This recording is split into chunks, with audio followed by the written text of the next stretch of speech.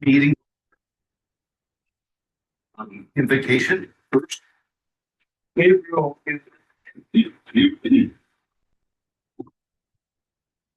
Father, we first want to thank you for each career officer, volunteer, sorry, who has taken upon themselves to serve the community through the fire department. We're grateful for their service and that of their families. We thank you that whether on the road, on fire sites, or on medical interventions where they face dangerous situations, you have always brought them back safely. We've come this evening to take stock, to organize, to confer together on the best ways to accomplish the tasks you have put in our hearts to accomplish in order to best serve the community. The decisions we make affect the lives of the people we desire to serve. So we humbly ask that you lead and guide us in those things which we have set ourselves to discuss tonight. Help us to speak with truth and integrity. Help us to best use the equipment that the community has entrusted us with. Help us to value and respect each and every person we work with and for.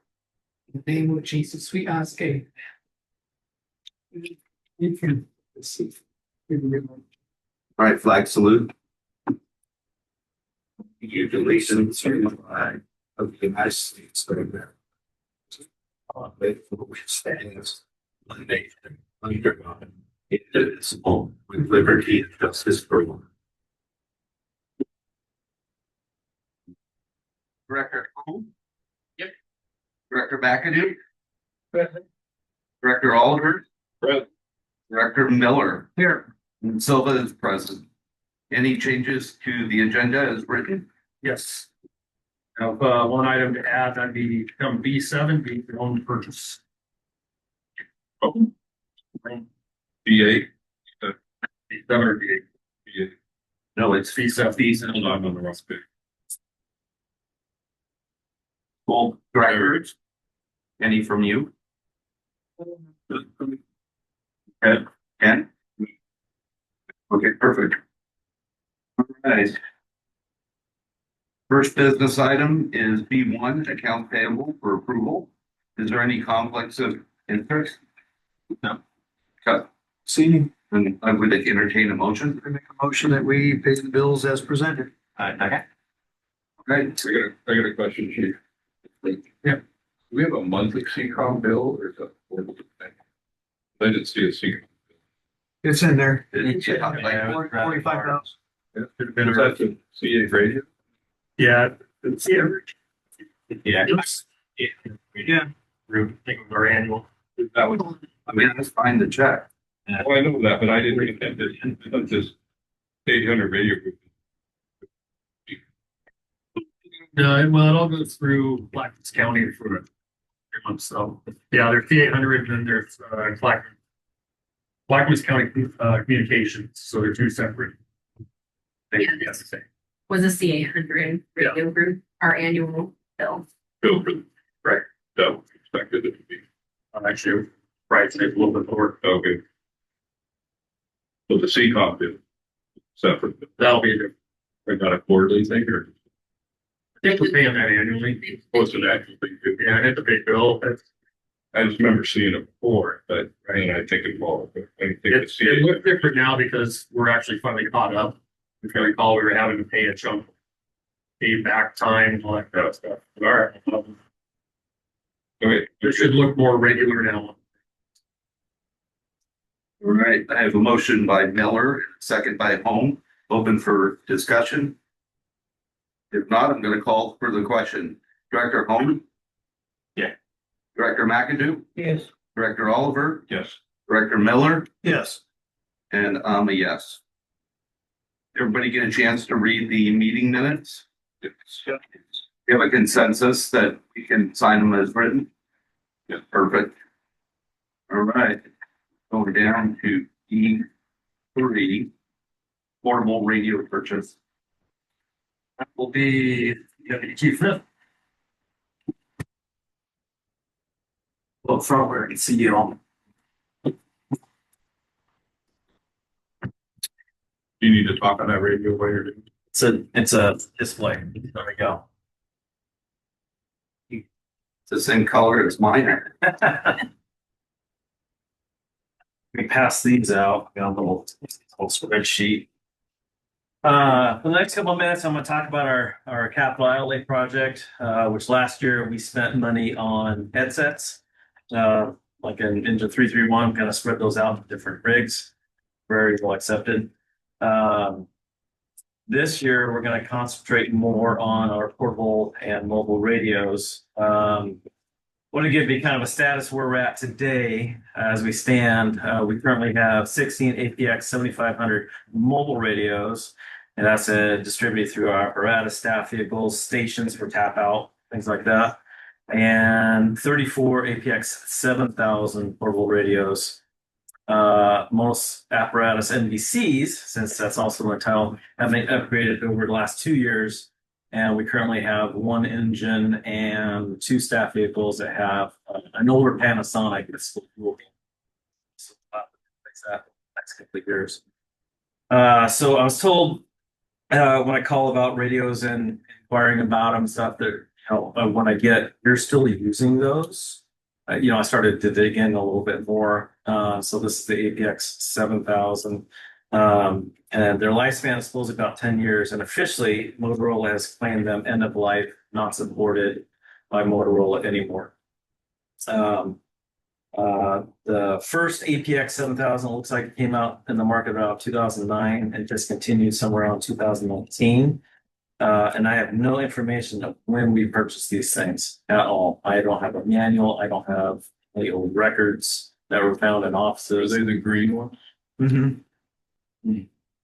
I believe they're in 08, 09, but that's just based on what I remember from Probably. County. Yeah. There was a big Homeland Security grant program going on at the time, but and finally, things like the roads, they're pretty different. During our budget processes for the fiscal year 25-26, we made it a priority to start upgrading these radios due to current models that have been discontinued and no longer supported by Motorola. And we've been unsuccessful in the last couple of years to get any grant help with that. I believe you said, Chief, there's an AFG grant that still might be Yeah, our AFG grant out there. currently out there, they haven't started awarding yet. We'll see. So that's possibly we might get some budget support with that. Current radios are still accepting code plugs, which is what you get when you turn on the radio and it's sent over the airwaves. But they might not be able to get any firmware upgrades, as what I was told. And I have lost one radio altogether. It stopped working and couldn't be fixed. I was able to fix another one in April that didn't turn on, and it for $800 it worked. It was sent into radio services over at WACA. So my operational reliability confidence is low right now on these things, and we really should start looking at replacing them. Current radios are slow. I already read that. Field support for the standard APX 7500, the mobile radios ended in September of 22. So we're doing better there. Fiscal year 25-26 allocated funds for radios was $115,000 this year. So I reached out to Motorola Solutions, got a quote, and of course there was a June 1st price increase. So now as it stands, we can get a mobile radio for $9,800 and change, and over $10,000 for each portable radio as it stands. Plus programming. Programming is around $285 each. So the handout I gave you, is there an extra one? So right here. The handout I gave you is kind of a 3-year plan to get priority to an engine, the engine crew, the chiefs, year 1, plus programming for 10 radios. Year 2, and when we buy the staff vehicles, those will get a new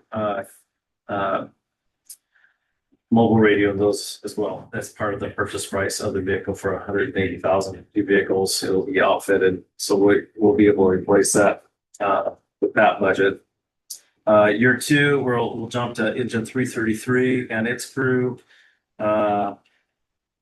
and then year 3, we'll start doing the heavy brush, the new brush rig, things like that, the rescue. My goal was to start outfitting mobile radios in newer vehicles that we're not replacing.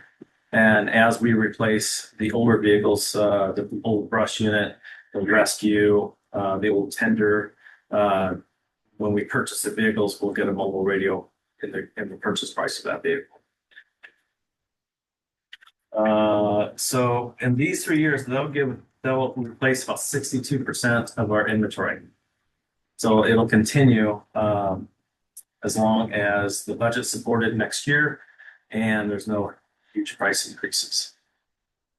We looking at any grant options at all? There's already one out for this year. Okay, If we get it. But, doing it in thirds, we've got to start doing something. right. So my thought with it, if we do a third now, that leaves 2/3 out there. Maybe if not, it's some kind of blend of. Sounds like you guys. Yeah, the old ones, as long as they're still working, they're still in service as backups. Bring puts us in a better spot as far as backup. Right now, we can bring in.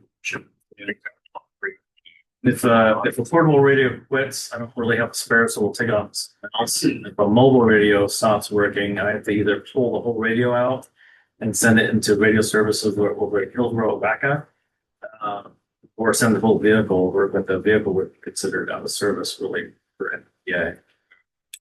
What's the current lead time on those? Less than 3 months.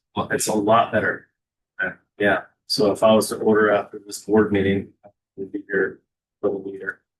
So the problem we face is if one of these radios is to go down on a critical rig, that rig's out of service, and then we have up to a 3-month lead time if we break it down into this longer period.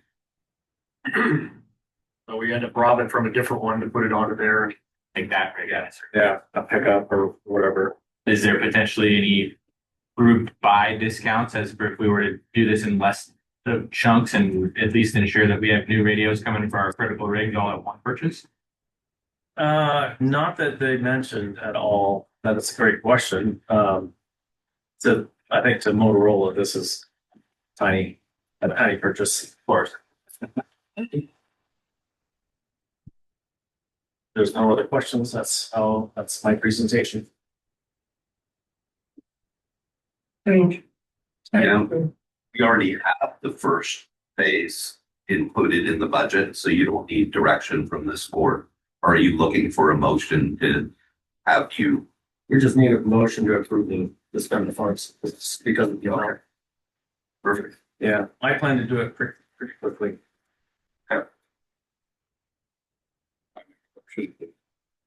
By 2023. Okay. Get a motion. How many mobile radios is in that 25? Do you have? So in 2025, we're going to take it out. We're going to pull mobile radios out of 2 different budgets. We have a capital purchase for 2 staff vehicles, and that'll be included in the price of the staff vehicle. And then I'll buy 1 mobile each year until year 3. Looks like it breaks down where I can get 2 mobiles. It's unbelievable what they charge for those mics. Yeah, they've. That's crazy. That's why the Chiefs aren't going to get it, Mike, because they're almost $600. You got to realize that they're going into IDLH. Yeah. To a fire. Yeah. I mean, the mic's hanging right out.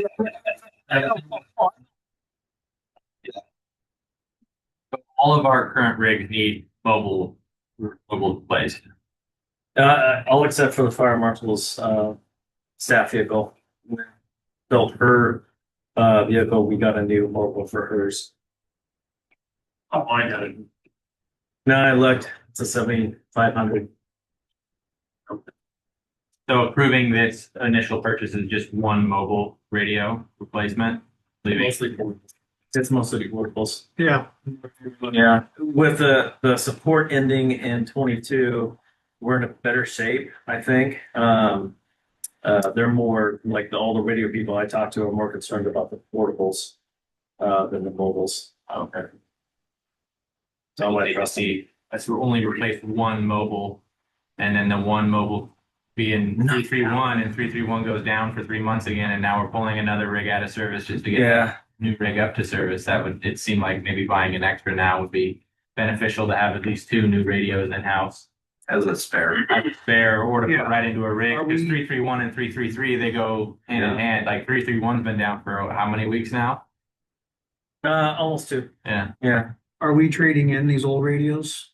I haven't got that far yet, but there So, should like- be a trade-in value. I have to check on. We may want to keep one as a backup until Yes. we get further down the line. Yeah. And Yeah. There's a whole encryption thing I have to erase with CCOM That's- before I can let them Yeah, go. that's my want with it. Not trade them and not get rid of them. Yeah. Until we get to that point, which will take a little while. That'd be a good move, I think. you know, maybe once we look into the next purchase, then we don't have to do that. Chief, is, TCOM charge for each portable radio? Yeah, there's everything About- charged by my radio, portable, and remote. Depending on the agency and call volume, they got a. So if we keep backup, that's additional charge, yeah? Correct. I can put the radio in a standby mode with CCOM. So they won't be charged. I didn't know there was a feature like that, but I found out that there was a feature where as long as we're not turning it on, trying to use it, it could be on hold for a while as a backup. That might be what I do, Steve. Video backup. Right, we're in a bad spot as far as not having these kind of backups without taking them off of something. This will start step on the path of fixing it up. So what would add roughly $9,800 to this current purchase to add one extra mobile to this buy? And then have a spare mobile?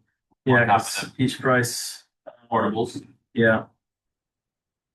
Costs I another. think it's worth $9,800 to have a backup now, that we don't run into the chance we don't have radios that are good. Except we didn't budget for the extra. So Oh. what you see here is the total amount we budgeted. Oh, Yeah, it's kind of like when I looked at the total, what I had to work with and how it broke out, knowing I wanted portables as a priority.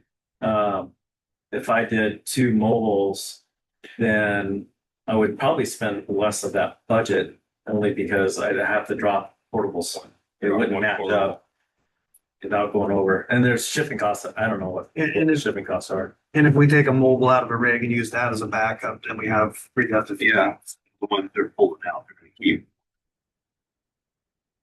So I second Ken's. Okay, I have a motion by Director Oliver and I've got a second by Director Miller. Open for discussion. None, I'm gonna call for the question. Director Miller, Yes. Director Oliver, Director McAdoo, Director Holm. Yeah. And Silva's a yes. Okay, next thing is salary survey. The salary survey, April's been heading up that project, but, we're meeting with the company on Thursday afternoon. And so have anything for you after. Next meeting, you should have that. We'll probably send it out before then, but. Next. E5 station remodel addition. Yeah, so not a lot to talk about there, other than I did meet with, Jenny Platts to go over the drawings that, she had done for, the project we talked about. She had probably 8 or 9 different drawings there, and several of them obviously didn't fit what we're trying to do, because it was taking space out of this building and doing different things, but, I asked her to come back with three drawings based on that conversation. Okay, bring here that you guys can look at and say this. I was kind of hoping we'd have them today, but they're taking back to the guests. Still waiting on that. Paul, do you have anything else to add to that conversation? I don't have it. B6 strategic plan update. Yeah, really close. So I expect this next meeting, I'll have the draft for you guys to look at. We can talk about it. You guys can take it home, and then these will be land for the October meeting to possibly adopt it. But it's just been now been the formatting of getting all the sheets to fit in with the document, bring it all together, be meeting with staff and volunteers over the next month to review it. And I think I've lost years off my life putting this thing together, but we're almost there. So lot of effort into this thing. But it definitely sets the bill for us for the future. Gives us some direction. It'll be good. Next business item is drone purpose. And drone purchase is another capital item that we budgeted for. Christian's going to talk a little bit about this, but it's babies. Yeah, so the good news is I'm asking for a lot less money than Joe's asking for. But essentially, so obviously currently right now we don't have a drone. A drone is just a tool, it's just like any of the tools that we have on the engine. Right now we currently rely on CCSO to do our drones, or Clackamas Fire or other agencies. Being that we are a small agency, a drone is super beneficial. Obviously, we have our own tech rescue team, we have our own wildland response team, we have all those different teams in place. Well, that drone will just help that all those programs overall. So Chief Alto and I currently went through the Part 107 class and obtained the commercial drone pilot's license, where we found out that we, being public service and because we're using it for emergency response, that we fall under section 333, which is we can submit a request to the FAA that says that this is our FMZ, our fire management zone. These are the areas that we're going to deploy and that we can deploy at any time. Training, emergency response, any of those things, which is a great thing because not only purchasing the drone, but we're also going to spend quite a bit of money. We're sending everybody through that class. And with that section 333, we'll be able to have a lot more people that will be able to be on the drone program and able to fly the drone for a lot less money. We were budgeted $18,000 for the drone program. My ask is $13,000, just under 13. It's 12,900 change. But it's for a DJI Matrice 4TD. And what we get with that is we have the ability for thermal imaging. We have the ability for it's IP rated at 55. So it's essentially completely waterproof. They're never going to say that because obviously warranty and all that information. But with the thermal, with the IR, and with the capabilities, we'll be able to use it for wildland fire. So any of our local instances, we'll be able to fly the fire line, check for hotspots, be able to see kind of in those areas where we can't get to initially, throw the drone up and kind of see where we're working in the topography. Our water rescues, obviously we don't have a powered boat. That's one of the issues that we run into when we go on these MR1, MR2s is typically people don't know where they are on the river, whether because they're drinking or whether substance, right? They don't know if they're above Barton, below Barton. They don't know if they're in Escalade Lake, not Escalade Lake. So being that we're a small agency and that we only have our small areas that we can deploy, being able to fly that drone and fly the river and find the person will help us be more efficient in that water rescue. So any questions about the drone specifically? Guys happen to people.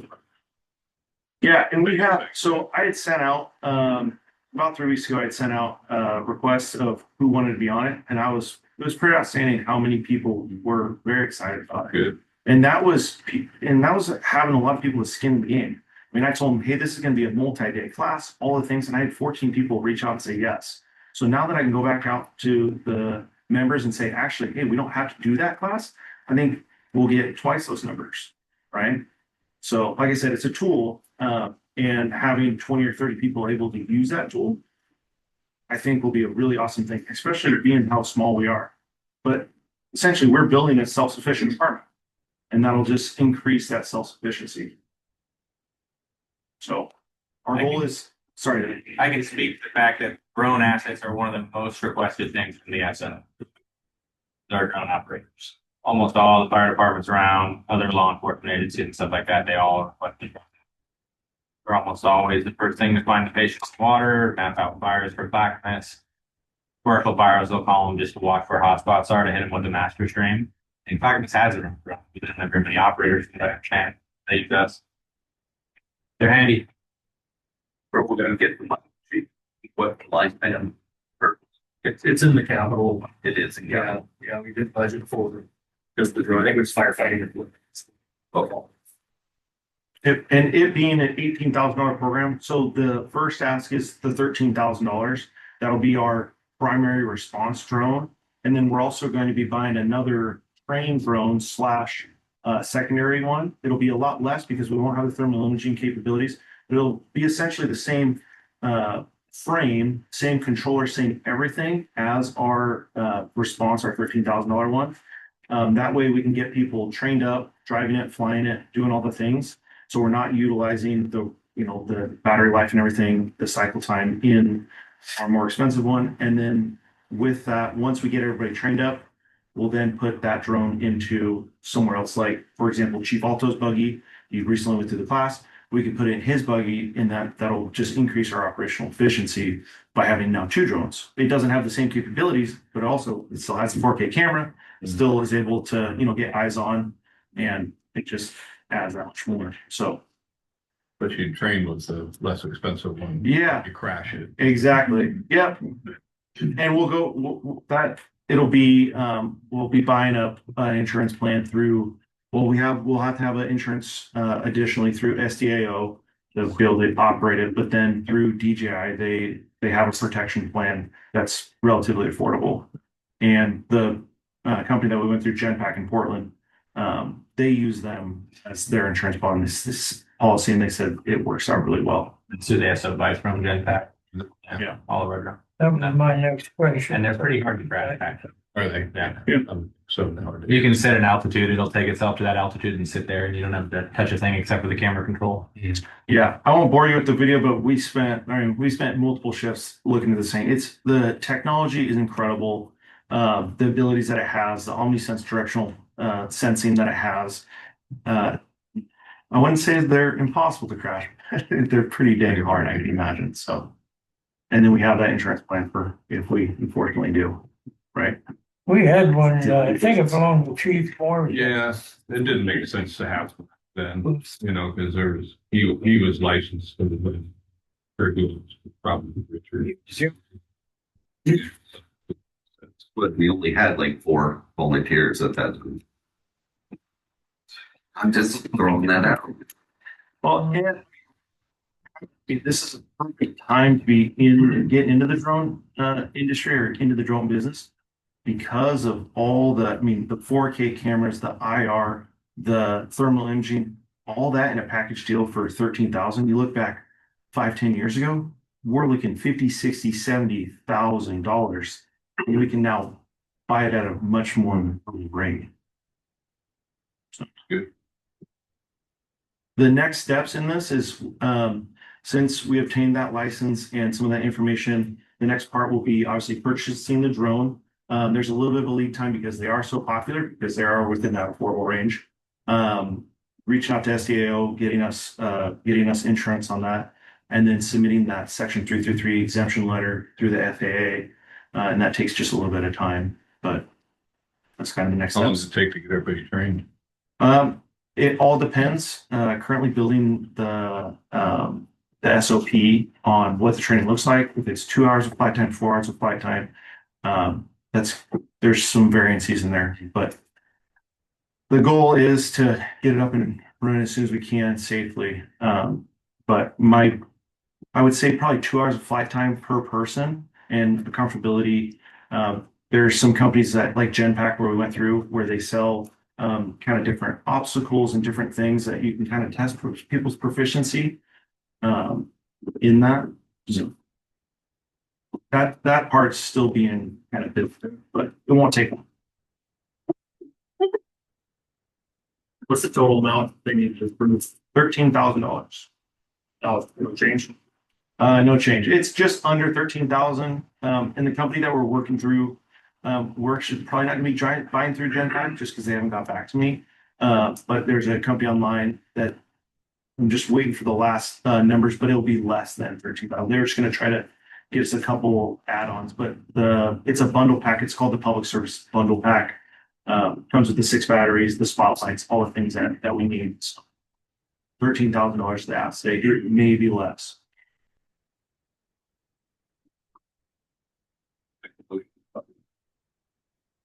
Second. Director Oliver made a motion to buy the drone. You have a second? I think. Okay. All right. Pay for itself the first time you find somebody. Absolutely.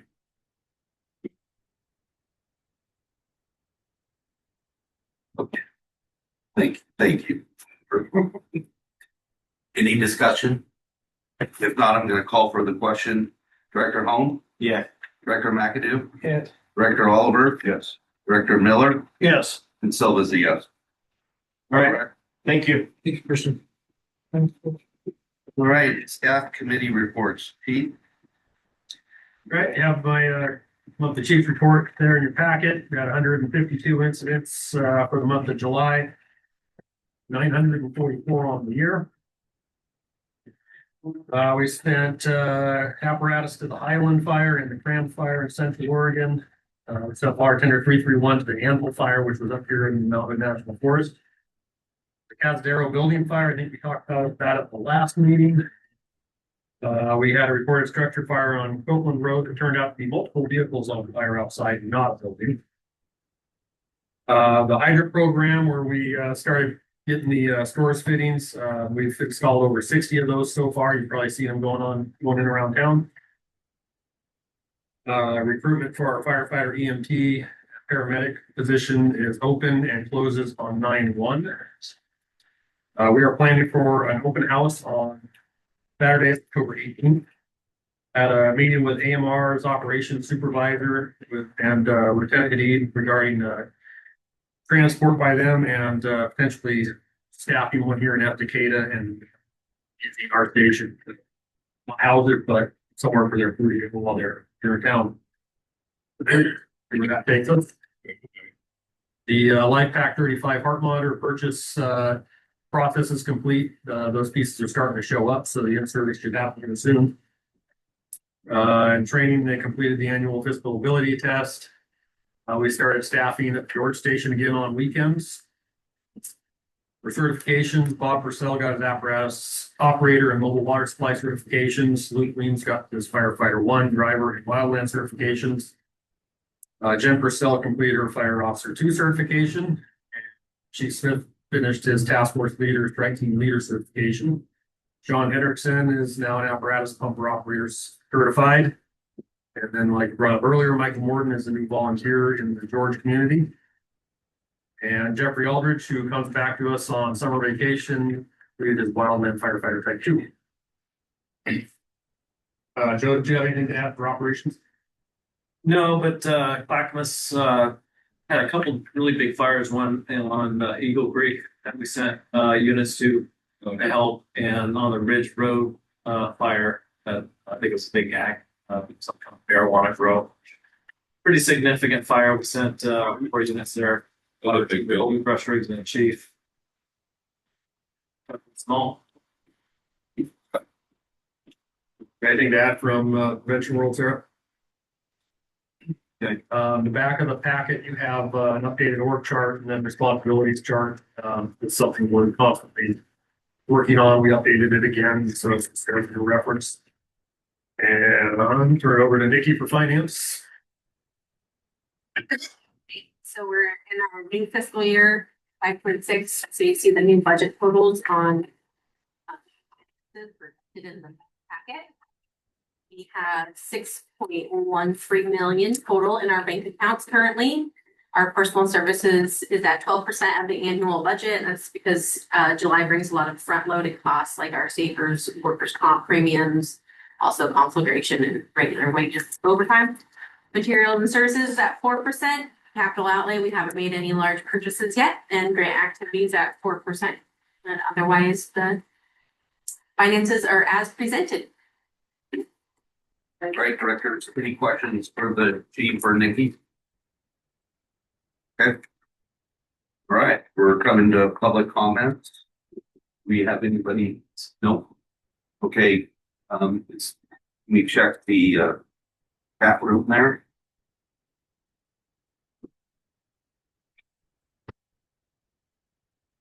Okay. All right, more comments?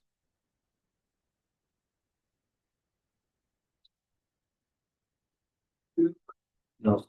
Okay. Then, Did everybody get a chance to look at the correspondence? People commented on how the up's going and helping a couple areas and whatnot. Yeah.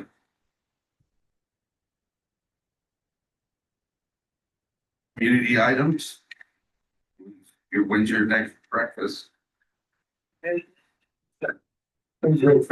Last Saturday. First Saturday in September, the Grange breakfast will be starting. And Oregon State Fair starts Friday. Right. Yeah, we were sure that went to that on my birthday, yeah.